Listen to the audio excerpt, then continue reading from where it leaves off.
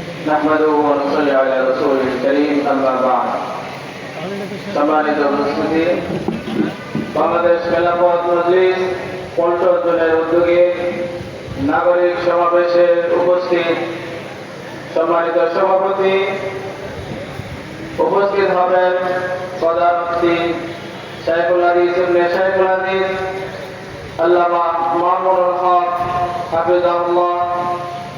আমার সামনে উপস্থিত আছেন বাংলাদেশ খেলাফত ছাত্র মজলিস, যুব মজলিস ও সাধারণ জনগণ।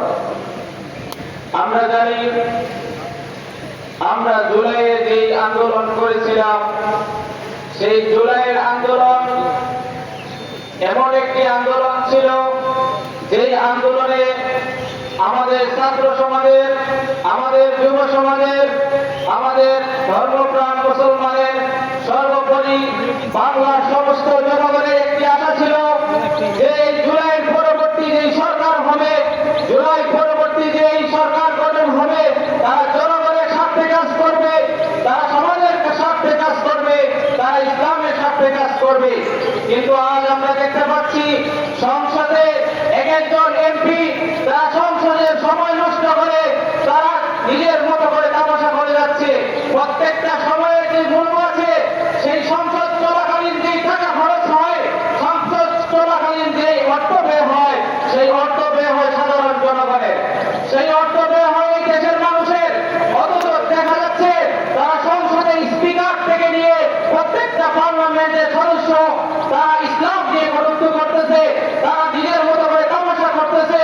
অথচ তারা ভুলে গেছে যে দেশের জনগণ যখনই তারা মাঠে নামবে তখন যেরকম ফেসিবাদকে তারা বিতাড়িত করেছিল, আবার যদি কেউ ফেসিবাদ হতে চায়, আবার যদি কেউ দেশের জন্য, ইসলামের জন্য হুমকি হয়ে দাঁড়ায়, সামনেও এদেশের জনগণ যখন মাঠে নামবে তখন হাসিনা যে পথে গেছিল সেই পথেই তাদেরকে পালাতে হবে। কথা বলেন ঠিক কিনা?